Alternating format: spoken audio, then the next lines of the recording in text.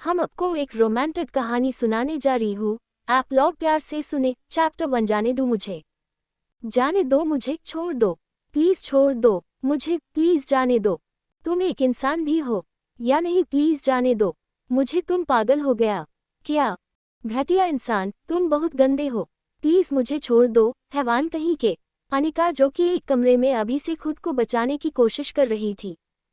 Please नहीं, छोड़ दो मुझे। प्यार किसी से जबरदस्ती से नहीं किया जाता है, प्लीज जाने दो। नहीं, कभी नहीं। जो तुम्हारे साथ हो रहा है उसकी तुम खुद जिम्मेदार हो। अभी ने कहा, मैं ही क्यों? तुम्हें तो कोई भी लड़की मिल सकती थी। आखिर मैं ही क्यों? अनिका ने अभी से खुद को छुड़ाते हुए कहा। अभी ने कहा, वो लड़की सिर्फ और सिर्फ तुम ही हो और कोई नहीं।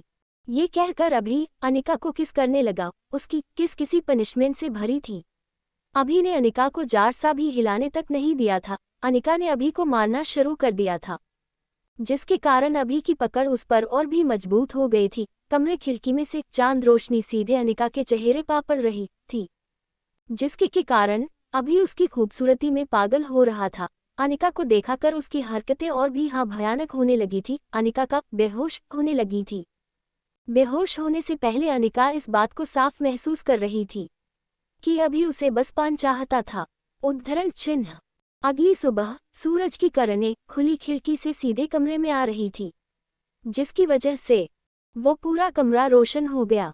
चिड़िया की आवाज से अनिका का की नींद खुल गई।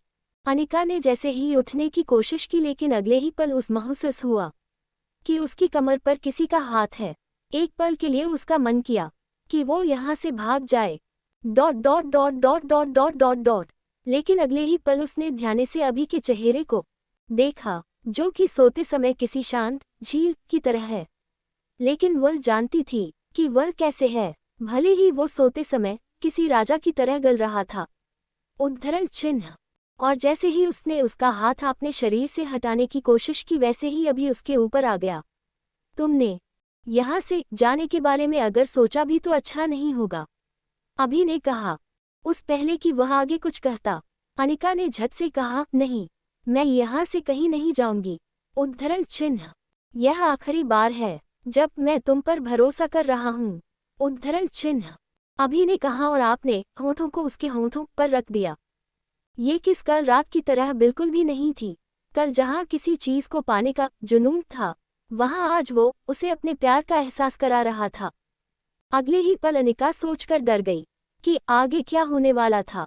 उसने अपनी आंखें बंद कर ली। इसका पूरा शरीर कांप रहा था। अभी इस बात को महसूस कर रहा था कि अनिका उससे कितना डरती है। उसने उसे छोड़ दिया और बिस्तर से उठकर अपने कपड़े पहनना शुरू कर दिया। अनिका ने जब अपनी आंखें खोली तो देखा कि अभी ने अपने कपड़े पहनना शुरू कर दिए हैं। सूरज की रोशनी में वह किसी सुंदर देवता से कम नहीं लग रहा था। वो किसी आइडियल लड़का, जिसकी हर लड़की को चाह होती है। Good look, charming personality, 6 foot का गोरा रंग, काली गहरी आंखें जिसमें हर कोई खो जाए, ऐसा है वो। अभी के पास कितनी ताकत थी कि वह पूरी दुनिया पर राज करने की हिम्मत रखता है। उसका बिजनेस पूरी दुनिया के बड़े बड़े देश में फैला हुआ था। उसे बिजनेस वर्ल्ड का टाइकून कहा जाता है। उसके चार्म का हर कोई दीवाना बन जाता है, लेकिन उसके पास आने से हर कोई डरता था, क्योंकि उसके पास हमेशा एक डार्क ऑरा जो है। अगर एक बार उसे गुस्सा आ जाए तो वो एक नरक के मौत के देवता से कम नहीं लगता था। वो दूसरे लोगों के लिए किसी राक्षस से कम नहीं था। उसे धोखा देने वाले लोग बिल्कुल भी पसंद नहीं थे। अगर कोई उसे धोखा देता था तो वह उसे इस दुनिया से ही गायब कर देता है। किसी को नहीं पता कि वह उन लोगों के साथ क्या करता है, लेकिन वह अनिका के साथ ऐसा नहीं है। कपड़े पहनने के बाद अभी कमरे से बाहर चला गया। अनिका उस आलीशान कमरे में अकेली थी। अनिका सोच रही थी अभी और उसकी की पहली मुलाकात के बाद से उसकी जिंदगी कितनी बदल गई थी। जहां उसे से मिलने से पहले उसकी जिंदगी में खुशियां की खुशियां थीं। अनिका खूबसूरती की मिसाल, गोरा रंग, पतला शरीर, 5 फुट 4 इंच, होशियार और समझदार लड़की थी। वह एक मिडिल क्लास फैमिली से बिलोंग करती थी। उसके पापा के पास उनका फैमिली बिजनेस था। उसके परिवार में उसके दादा दादी, मम्मी पापा, चाचा चाची, उसका भाई और उसके 2 छोटे भाई बहन थे। उसके दादाजी का नाम अनिल शर्मा और उसके दादी का नाम मालती शर्मा, उसके पापा का नाम राजेश शर्मा और उसकी माँ का नाम सुकन्या शर्मा है। उसका एक भाई भी है जिसका नाम शरद शर्मा। उसके चाचा का नाम विपिन शर्मा और उसकी चाची का नाम है रिया शर्मा। उनके 2 बच्चों का नाम आरोही और अर्नव था। उसका भाई एक सॉफ्टवेयर इंजीनियर था जो एक अच्छी कंपनी में एक अच्छी पोजीशन पर जॉब करता है। उसके पापा और चाचा उसके फैमिली बिजनेस को संभालते थे। उसकी माँ और चाची दोनों घर को संभालती थी। उसके दोनों भाई बहन स्कूल जाते थे। अनिका जो कि 20 साल की है, उसका कॉलेज अभी ही स्टार हुआ था। उसका परिवार बहुत अच्छा है। माँ की सुबह की आरती से सबकी सुबह शुरू होती थी। उसको सब याद आ रहा था कि किसी तरह उसका भाई उसे परेशान करता था और वो किस तरह से अपने पूरे परिवार वालों से उसकी शिकायत करती थी। वे अपने पूरे परिवार की लाडली थी। उसको सब राजकुमारियों की तरह रखते थे। उसको पूरा परिवार कोई भी त्योहार धूमधाम से मनाते थे। उसे को सब याद आ रहा था। अनिका अपने परिवार को इस पूरी दुनिया में सबसे ज्यादा प्यार करती थी। सबको याद करके उसकी आंखों से आंसुओं की धारा बह रही थी। वो सबको बहुत मिस कर रही है। आज पूरा 1 साल हो गया था उसे अपने परिवार से दूर हुए। अभी ने उससे उसका सब कुछ छीन लिया था अपने जुनून और आशिकी में।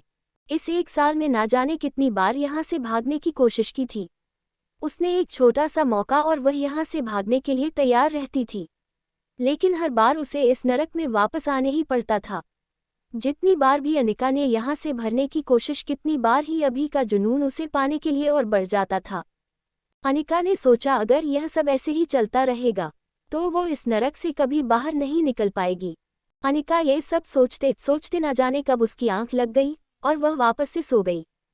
वहीं दूसरी तरफ अभी कमरे से बाहर निकल गए। अपने रूम में जाकर तैयार होकर अपने ऑफिस के लिए निकल गया। उसके बॉडीगार्ड भी उसके साथ चले गए। उसने घर के बाहर इतनी टाइट सिक्योरिटी करवा रखी थी कि अब अनिका के लिए एक कदम भी घर से बाहर रखना मुश्किल हो गया था। ऑफिस में पहुंचते ही उसके सारे एम्प्लॉयज उसे ग्रीट करने लगे।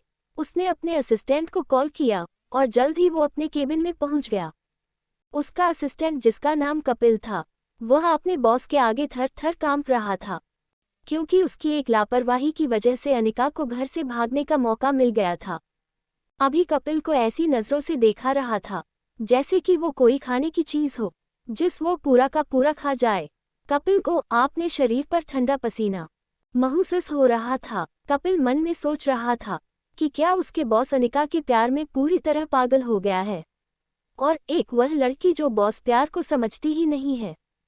अभी ने उस पनिशमेंट के लिए एशिया की कंपनी में जो गड़बड़ हो गई है उस देखने के लिए कहा और उसकी इस महीने की सैलरी और बोनस भी काटा लिया था और उस जाने के लिए कहा। कपिल वहां से ऐसे भाग जैसे कि कोई चूहा बिल्ली को देखा कर भागता है। कपिल को बाहर आने के बाद उसकी जान में जान आई। उसने तो सोचता था कि आज उसकी जान ही जाने वाली है। कपिल के जाने के बाद अभी अपने काम में बिजी हो गया, क्योंकि अनिका की वजह से वो कुछ दिनों से ऑफिस नहीं आया था, जिसकी वजह से बहुत सारा काम पेंडिंग में था। अभी को काम के बीच में अनिका की बातें याद आ रही थी कि किसी से जबरदस्ती प्यार नहीं किया जाता है। अभी के पास परिवार के नाम पर कोई भी नहीं था। अभी का परिवार वाले बचपन में ही एक कार एक्सीडेंट में मर गए थे। उसकी माँ, पापा, दादी और उसकी छोटी बहन। चट्टू परवरिश। अब आगे ...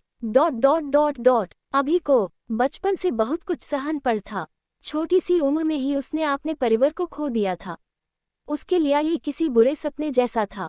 जब वो सिर्फ 10 साल का था, उसकी परवरिश एक वफादार और भरोसेमंद इंसान जो कि उसके पापा के दोस्त भी थे उन्होंने की थी। वो उन्हें काका कहता था। उसने अनिका को 1 साल दिया था कि वो उस प्यार से अपना ले, लेकिन अनिका को हमेशा उस किसी प्रकार का डर महसूस होता था, इसीलिए उसे से दूर भागती रही थी। इसीलिए उसने सोच लिया था कि वो अनिका को कभी भी खुद से दूर नहीं जाने देगा, चाहे उसके लिए अनिका को हमेशा के लिए कैद क्यों न करना पड़े। ... अभी ने उस सारी सुविधा दी थी जो कि उसे परिवार देता था। उसने ठान लिया था कि वह अनिका को कभी भी खुद से दूर नहीं जाने देगा। वह उसके लिए हद से ज़्यादा पॉजेसिव हो गया था। उस अनिका का किसी से भी बात करना भी पसंद नहीं था, पर अनिका हमेशा उससे दूर जाने की हर कोशिश करती थी। वह हर वो काम करती थी जिससे उस चोट पहुँचे, उसको नुकसान हो। अभी बचपन में ऐसा नहीं था। वह बहुत प्यारा और शैतान बच्चा था।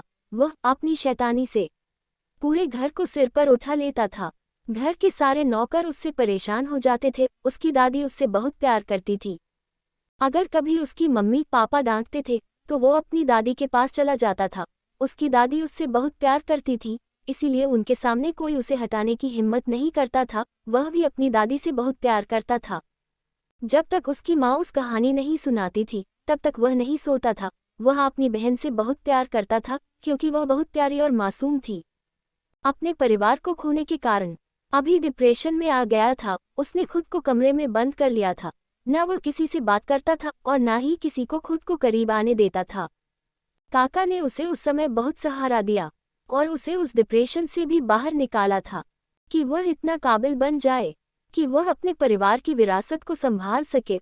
उसके परिवार का हर जगह बिजनेस फैला हुआ था। काका ने उसे पढ़ाई के लिए इंडिया से बाहर भेज दिया क्योंकि उसके परिवार के बहुत दुश्मन थे। उसे उसकी सुरक्षा के लिए ही बाहर भेजा था ताकि वह छुपे हुए दुश्मन से बच सके। आखिर में परिवार का वारिस था। अभी ने खुद को सबसे अलग कर लिया था। उसे किसी से मिलना, किसी को खोने का डर क्या होता है वह पहले ही महसूस कर चुका था। एक बच्चे से उसका बचपन और उसकी मासूमियत छीन गई थी, इसीलिए वह कभी भी अनिका को खुद से दूर जाने नहीं दे सकता था। अनिका उसके लिए सब कुछ थी। कोष्टक खुद को छूने देना बिल्कुल भी पसंद नहीं था। अगर किसी का हाथ गलती से भी छू जाए तो वह उसको इस दुनिया से ही गायब कर देता था। उस ओसीडी की समस्या थी। पिछले कुछ महीनों से इंसोम्निया की प्रॉब्लम भी हो थी। उसे डर रहता था कि अनिका उससे दूर ना चली जाए। अनिका के लिए कुछ भी कर सकता था। अभी उसके पास खोने के लिए सिर्फ अनिका ही बची थी। वह उसे कभी भी नहीं खाना चाहता था। इन सब बातों को अपने सिर से झटक और अपने काम में बिजी हो गया। वह अपने काम में इतना बिजी हो जाता था कि एक बार काम में बिजी होने के बाद उसे खत्म करके ही रहता था। कपिल ने अपने बॉस के ऑर्डर के मुताबिक अपने लिए एक एशिया की फ्लाइट बुक कर दी। उसे जब अपने बॉस का ध्यान आया कि उन्होंने कुछ नहीं खाया है, ऐसे उसके बॉस की तबीयत खराब हो जाएगी क्योंकि उनके बॉस ने अनिका के चक्कर में खुद की पहल ही बहुत तबीयत खराब कर ली थी।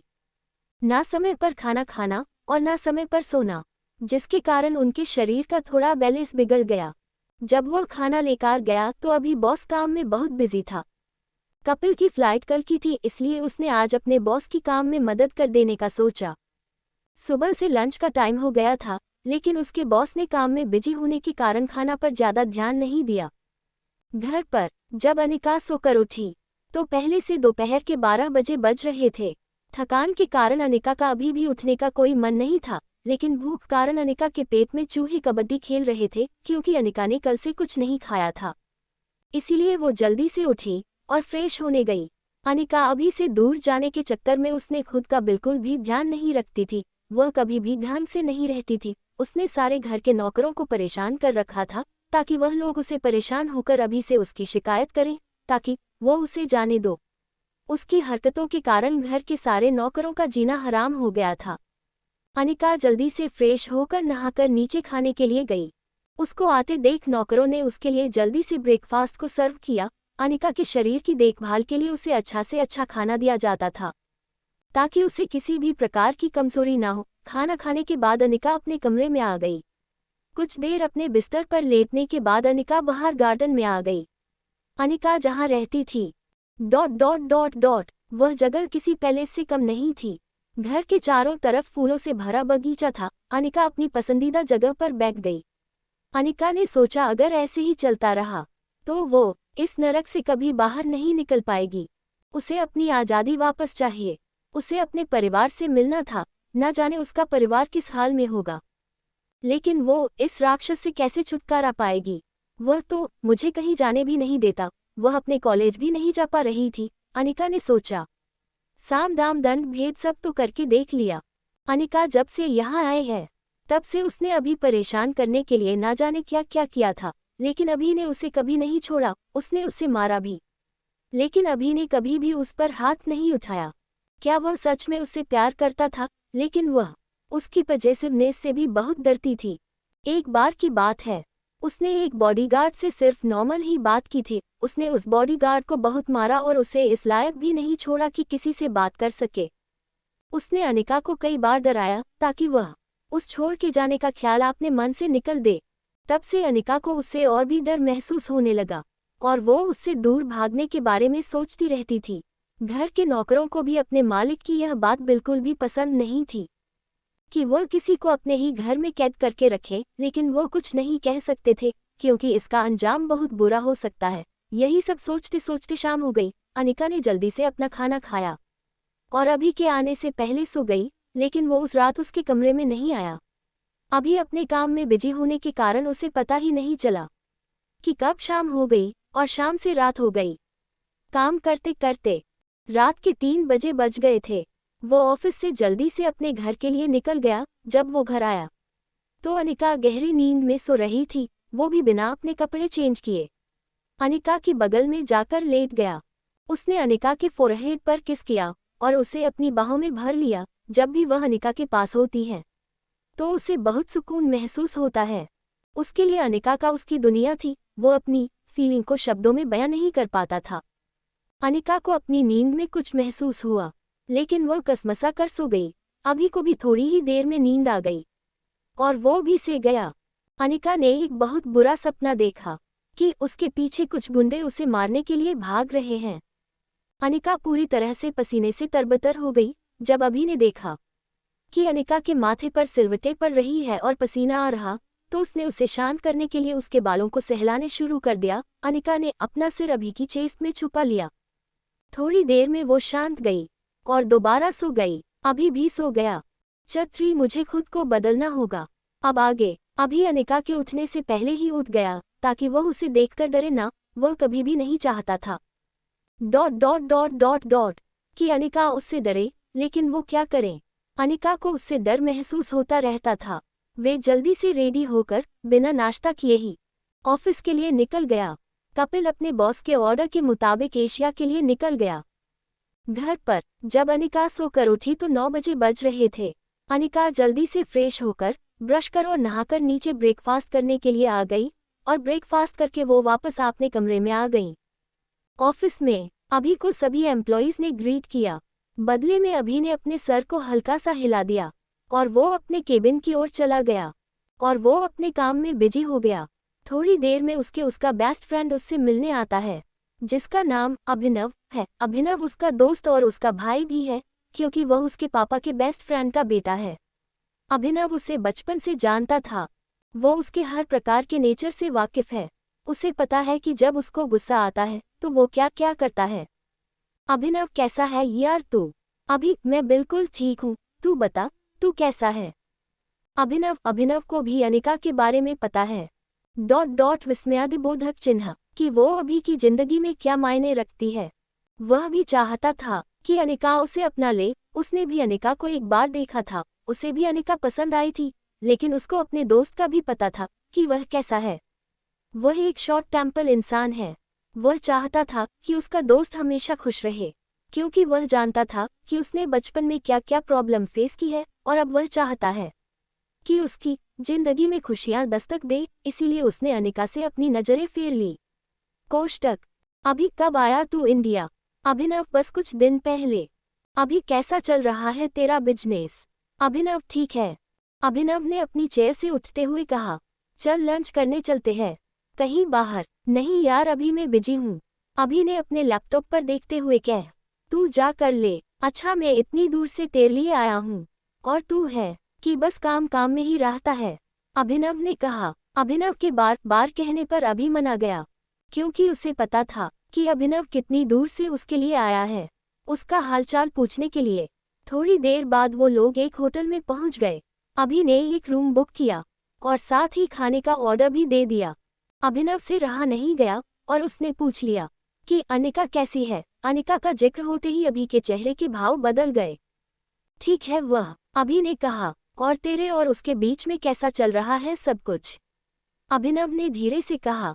अभी अभिनव को अनिका के बारे में कुछ भी बताना नहीं चाहता था, इसलिए उसने टॉपिक ही चेंज कर दिया। रिया कैसी है? रिया अभिनव की फियांसे है। उनका रिश्ता बचपन में ही तय की गया था। रिया दिखने में काफी सुंदर है। अभिनव को भी रिया काफी पसंद है। रिया के लिए ही उसने अनिका का ख्याल अपने दिमाग से हटा दिया, क्योंकि वह रिया के लिए लॉयर रहने चाहता था। दोनों ने काफी देर तक बातें की। कुछ देर बाद लंच करने के बाद अभिनव वापस चला गया। अभी भी वापस ऑफिस आ गया। घर पर अनिका ने सोच लिया था कि वह अपनी जिंदगी को नरक नहीं बनने देगी, लेकिन वो उसको कैसे बदलेगी, कैसे वो यही सोच रही थी। अनिका ने सोचा कि कैसे वे उसकी पजेसिवनेस कम करेगी। मैं कैसे उसे समझगी कि प्यार किसी से जबरदस्ती नहीं किया जाता।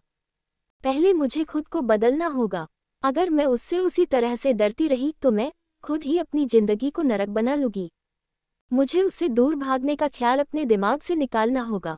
मुझे उसे परेशान करना भी छोड़ना होगा ताकि वह मुझ पर विश्वास कर सके और मैं अपनी आज़ादी को वापस पा सकूं।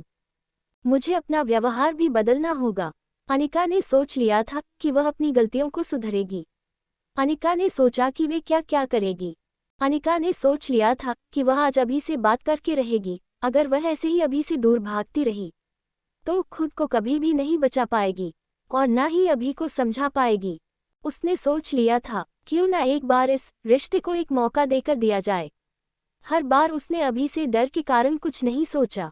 वह उसे हमेशा भागने के बारे में ही सोचती रहती थी। पहले उसे इस डर को अपने मन से बाहर निकालना होगा, तभी वो कुछ हो सकती है। पहले अभी उसे कॉलेज जाने देता था, लेकिन वह उसे भागने के बारे में सोचती रहती थी, इसलिए उसने उसका कॉलेज जाना बंद कर दिया। कई बार वहां से भाग भी गई, लेकिन हर बार उसे अभी ढूंढ ही लेता था। अनिका ने खुद के लुक को देखा। अनिका ने जल्दी शावर लिया और खुद को एक प्यार लुक दिया। वह बहुत प्यारी लग रही थी। जब भी अनिका खुद को अच्छे से तैयार करती है तो वह किसी स्वर की आय अप्सरा से कम नहीं लगती थी।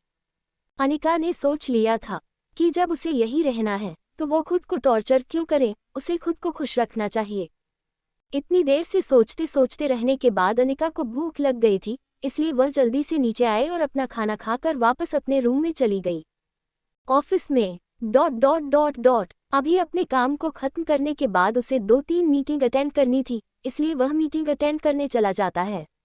उसके पूरे ऑफिस स्टाफ को पता है कि उनका बॉस का टेम्पर बिल्कुल भी अच्छा नहीं रहता है, इसीलिए कोई भी उनके सामने सांस लेने भी की ना हिम्मत नहीं करते हैं। अभी का पूरा ध्यान अपने काम पर होता है, जिसकी वजह से उसे खाना तक खाने की फुर्सत नहीं होती है। कुछ मीटिंग को और अटेंड करने के बाद अभी का काम खत्म हो जाते जब उसका काम खत्म होता है तो रात के 1 बजे बज रहे होते हैं। घर जाने से पहले उसे एक और मीटिंग अटेंड कर थी, इसीलिए वह वहां पर चला जाता है। कुछ देर बाद मीटिंग के जो क्लाइंट होते हैं उसके पापा के दोस्त का बेटा होता है, जिसका नाम पार्थ है। वो भी अभी का दोस्त है, इसीलिए उसके कहने पर वह खाना खाने के लिए मना जाता है। जब वो घर पर पहुंचा तो रात 1-1:45 हो रहे थे। अब तक अनिका सो चुकी थी, इसीलिए अभी पहले अपने कमरे में गया। उसने शावर लिया और नाइट ड्रेस पहन ली। वो अपने बिस्तर पर लेट गया। उस नींद नहीं आ रही थी, वे बार बार करवट बदल रहा था। पहले वह अनिका के साथ नहीं सोता था। कुछ दिन से उस अनिका के साथ सोने की आदत हो गई थी। अकेले उस खालीपन महसूस होता है, इसीलिए वह जल्दी से उठकर अनिका के कमरे में चला गया। जब वो अनिका के कमरे में पहुंच तो अनिका सो रही थी। उस अनिका का हर रूप पसंद था, चाहे वो अच्छा हो या बुरा हो। जब वह कमरे में आया तो अनिका के चेहरे पर चांद की रोशनी आ रही थी। वो सीधे अनिका के बगल में जाकर लेट गए। आज उस अनिका कुछ अलग गया रही थी। अनिका बहुत गहरी नींद में सो रही थी। उस नहीं पता था कि अभी उसकी के बिस्तर पर आकर लेट गया है। अनिका ने जैसे ही करवट ली, अभी को अपने दिल में खालीपन महसूस हुआ। उसने अनिका को अपनी बाहों में भर लिया। अनिका सोते समय बहुत प्यारी मासूम से एक छोटे से बच्चे की तरह लग रही थी। वह शायद कोई अच्छा सपना देख रही थी, जिसके कारण उसके होठों पर मुस्कान आ गई। ... जब उसने देखा कि अनिका सोते हुए मुस्कुरा रही है तो उसके चेहरे पर भी मुस्कान आ गई। उससे रहा नहीं गया और उसने उसे के होठों पर अपने होंठ रख दिए। पहले उसने सोचा था कि वह हल्का से उसके होठों को छू कर दूर हो जाएगा, लेकिन धीरे धीरे वो उसको किस करने लगा। अनिका के होठों का रस उस पीने में बहुत मजा आ रहा था। जब अनिका को अपने होठों पर कुछ महसूस हुआ तो उसने अचानक से करवट बदल ली। अनिका की इस हरकत से अभी अपने होश में आ गया। फिर उसने अपने दिमाग से इस ख्याल को झटक दिया और अनिका को अपनी बाहों में भरकर फिर से सो गया। कुछ देर बाद में अनिका को फिर से कोई बुरा सपना आने लगे, जिसके कारण अनिका को पसीना आने लगे और वो घबराने लगी। अनिका के हिलने से अभी की नींद खुल गई। जब उसने देखा कि अनिका को पसीना आ रहा है, घबराहट के कारण वो इधर उधर हो रही थी। अभी ने जल्दी से अनिका को अपनी बाहों में भर लिया। उसने अनिका के फोरहेड पर किस किया। थोड़ी देर में अनिका शांत हो गई। इसने हल्के से अनिका के लिप्स पर किस किया। वह भी फिर सो गया।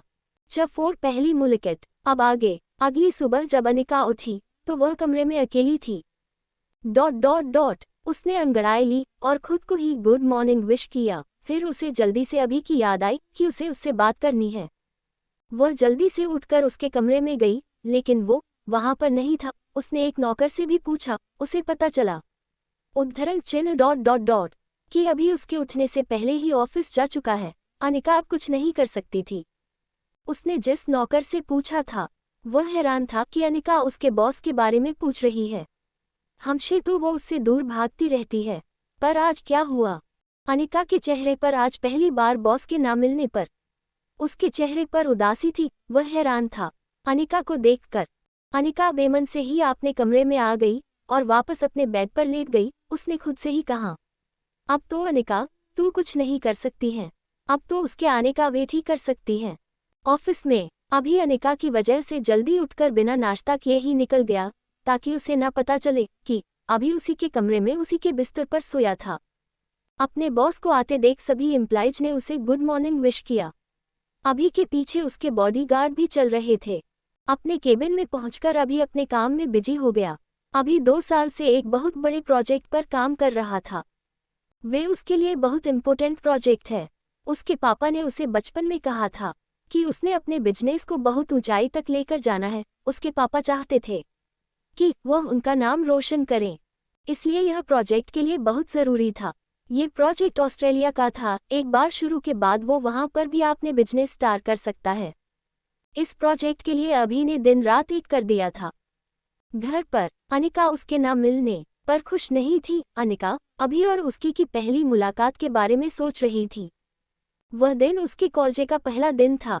सुबह के 7 बजे उसके पूरे परिवार में कान्हा जी को बहुत मनाते थे, इसलिए उसकी माँ कान्हा जी की ही आरती गा रही थी। उसकी माँ ने सबके लिए एक नियम बनाया था कि आरती के समय सबको को आरती में मौजूद होना है। आरती शुरू होते ही घर के एक एक करके सभी सदस्य आते हैं, दादा दादी, उसके पापा और भाई, चाचा चाची और उनके दोनों बच्चे भी। लेकिन हमारी अनिका तो भाई अनिका है। आरती की आवाज़ सुनते ही उसने तो अपने दोनों कान को तकिया से कवर के लिया। अनिका का मानना था कि भगवान को तो दिल से याद किया जाता है, भगवान तो कभी भी नहीं कहते हैं कि मेरी पूजा करें। माँ ने आरती सबको दी। शरद ने शिकायत के लहजे में, माँ देखो, आपकी राजकुमारी नहीं आई है, आप उसे ऐसे नहीं जाने दे सकती हो, मेरे साथ अन्याय हो रहा है। शरद ने कहा, बड़ा हो गया है, अब तो सुधार जा। सुकन्या जी ने कहा। माँ ने शरद के सिर पर एक चपेट लगाई। माँ, ये सही नहीं है। बाकी सब हंसकर डाइनिंग टेबल पर चले जाएं। टेबल पर दादा दादी, चाचा शरद और आरोही और अर्नब बैठे हैं। माँ और चाची की किचन में नाश्ते की तैयारी कर रहे थे।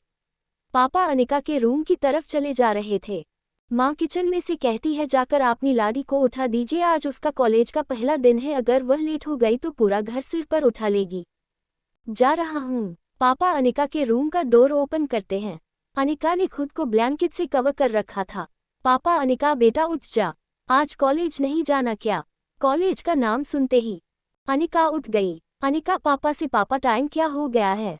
क्या मैं लेट हो गई हूँ? नहीं मेरा बेटा, लेकिन अगर तू ऐसी ही हरकत करती रही तो लेट जरूर हो जाएगी। नहीं पापा, मैं लेट नहीं हो सकती, और ये तो बिल्कुल भी नहीं चाहती कि कोई मुझे लेट लतीफ़ करे। और जल्दी से वॉशरूम में भाग गई। पापा बस से जाते हुए देख रहे थे और हंस पड़े। ये कभी भी नहीं सुधरने वाली है। बेटा जल्दी से ब्रेकफास्ट करने के लिए नीचे आ जाना। अनिका अंदर से, ही ठीक है पापा। पापा नीचे जाकर डाइनिंग टेबल पर बैठ गए। फिर चाचा के साथ अपने बिजनेस की बातें करने लगे। बीच बीच में अपने पापा से भी डिस्कशन कर लेते थे। अर्नब और आरोही अपने बड़े भाई के साथ मस्ती कर रहे थे। दादी बीच बीच में उन्हें डांट भी रही थी और हंस भी रही थी। चाची और मम्मी सबको नाश्ता सब करने लगी। तब तक अनिका भी जल्दी से रेडी होकर आ गई। आज उसने क्रॉप टॉप और नीचे जीन्स पहना था, बालों को इस पोनी चोटी में बांध कर रखा था। बहुत प्यारी लग रही थी।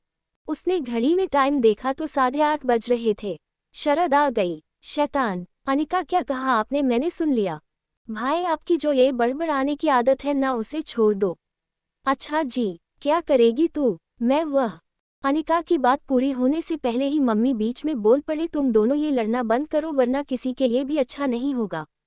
माँ की वार्निंग सुनकर दोनों चुप हो गई, लेकिन शांत तो वह दोनों बैठे ही नहीं सकते थे। अनिका दादाजी से कहती है, देखो लो दादाजी भाई को, भाई मुझे परेशान कर रहे हैं।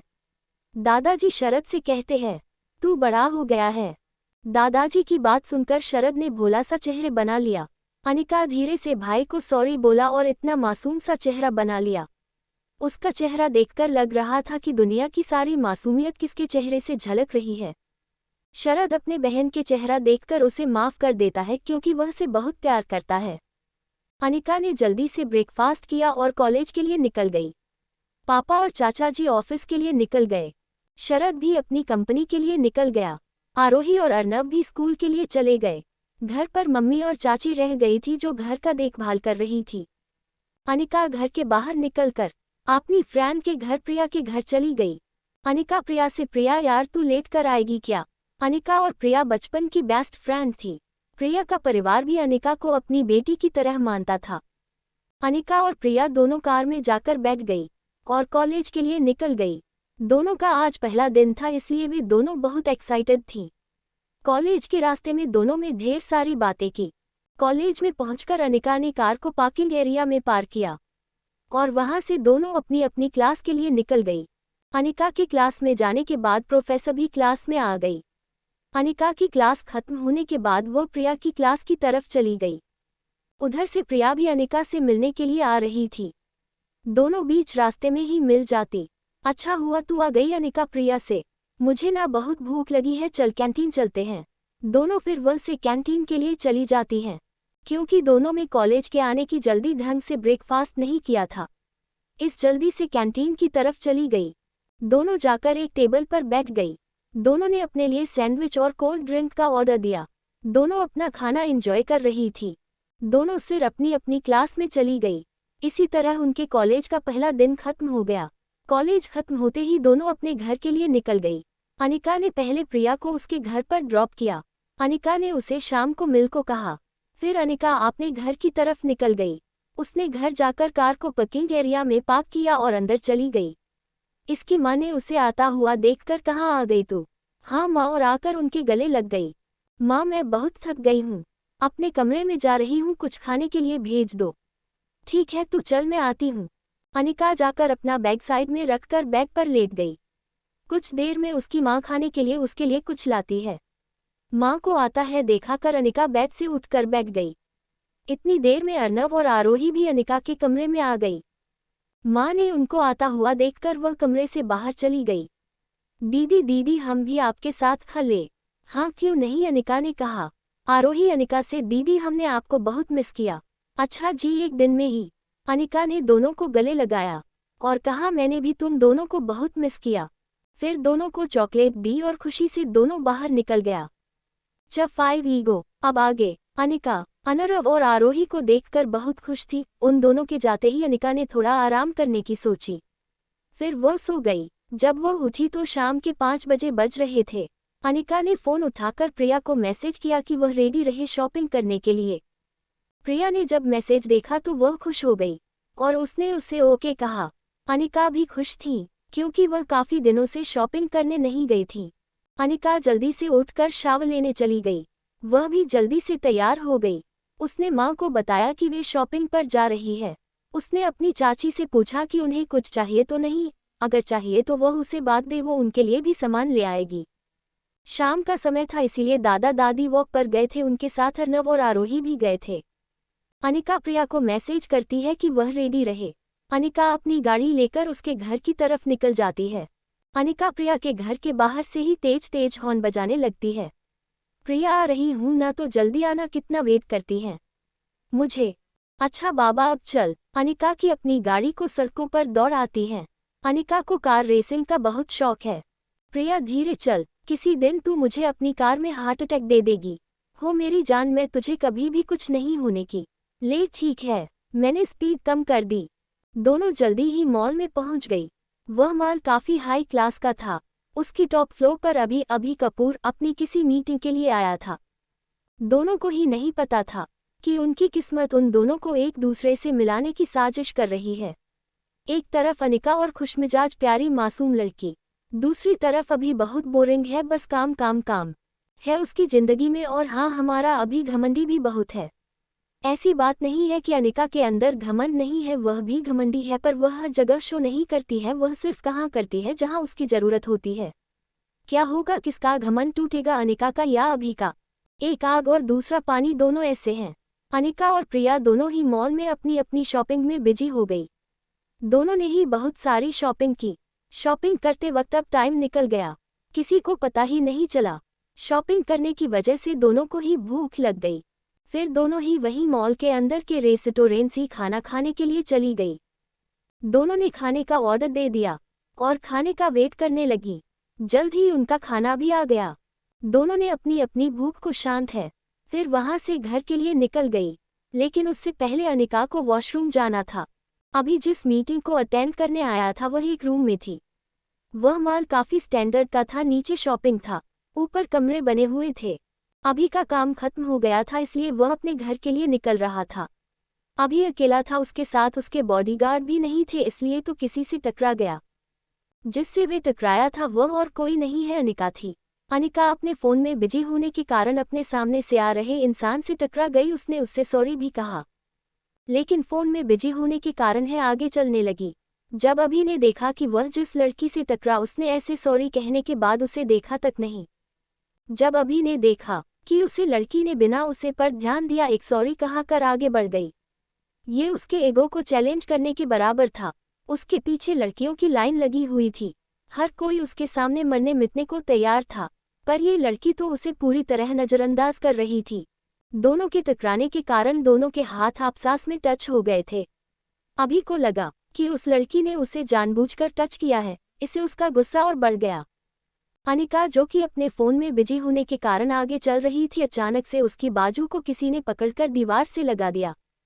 अचानक से जो कुछ हुआ था, अनिका उसे समझ नहीं पाई कि उसके साथ क्या हो रहा है। जब अनिका ने सिर ऊपर करके दिखाए तो उसके सामने एक सुंदर चेहरा था। जब अभी ने अनिका का चेहरा देखा तो वह उसको देखता ही रह गया। वह उसके चेहरे में खोता जा रहा था। अनिका भी अभी को देखते ही रह गई। दोनों एक दूसरे में खो से गए। जब प्रिया ने देखा कि अनिका को गए बहुत देर हो गई है तो उसको उसकी चिंता होने लगी, तो है उसको ढूंढने के लिए गई। दूसरी तरफ जब कपिल को लगा कि उनके बॉस को आने में बहुत देर हो गई है तो वह उनको को ढूंढने के लिए गया। अभी को ऐसा लग रहा था जैसे कि वह बादलों में हो। उसके दिल को उसका एक अलग ही प्रकार का सुकून महसूस हो रहा था। ऐसी फीलिंग उसे कभी भी नहीं आई थी। जब अनिका ने देखा कि वह उसे किस प्रकार घूर रहा है तो उसे अच्छा नहीं लगाया। उससे दूर हटने के लिए उसे धक्का देने लगी, लेकिन अभी जरा सा भी नहीं हिला। अनिका ने अपने पूरे शरीर की ताकत लगाकर अभी को खुद से दूर किया है। तब तक प्रिया भी आ गई। कपिल ने देखा कि क्या हो रहा है, उसे एक पल के लिए तो विश्वास ही नहीं हुआ। फिर वह जल्दी से भागकर अपने बॉस के पास गया। इससे पहले कि वे दोनों कुछ कह पाते, एक बहुत तेज का धमाका हुआ। धमाके की वजह से सभी लोग फर्श पर गिर गए। किसी को समझ नहीं आया कि क्या हुआ। पूरे मॉल में भगदड़ मच गई। अभी जो कुछ हुआ उसकी वजह से सभी लोग भागने शुरू कर दिया। प्रिया अनिका को लेकर जल्दी से मॉल से बाहर निकलने लगी। कपिल ने भी अपने बॉस को संभाला और वह भी उनको लेकर बाहर आ गया। प्रिया ने थोड़ी सी भी देरी करना ठीक नहीं समझा। उसने अनिका को पैसेंजर सीट पर बिठाया और खुद ही ड्राइव करना शुरू कर दिया। जल्द ही वे दोनों अपने अपने घर पहुंच गई। अनिका जब घर पहुंची तो उसने खुद को नॉर्मल किया गया। अपने परिवार को ये सब कुछ बताकर उन्हें परेशान नहीं करना चाहती थी, इसलिए उसने उन्हें कुछ भी बताना ठीक नहीं समझा। प्रिया ने भी ऐसा ही किया। उधर कपिल अपने बॉस को बॉडीगार्ड से प्रोटेक्ट करके वहां से निकल गया। उसे समझने में देर नहीं हुई कि जो कुछ भी हुआ था वह सोची समझी साजिश थी उसके बॉस को मारने की। अभी सिर्फ अनिका के बारे में सोच रहा था, उसे वह बार बार याद आ रही थी। उसका चेहरा उसके सामने बार बार घूम रहा था। वह चाह कर भी उसे भूल नहीं पा रहा था। अनिका के घर पर अनिका को आता हुआ देखकर उसकी माँ ने उससे पूछा, कितनी देर कर दी तूने?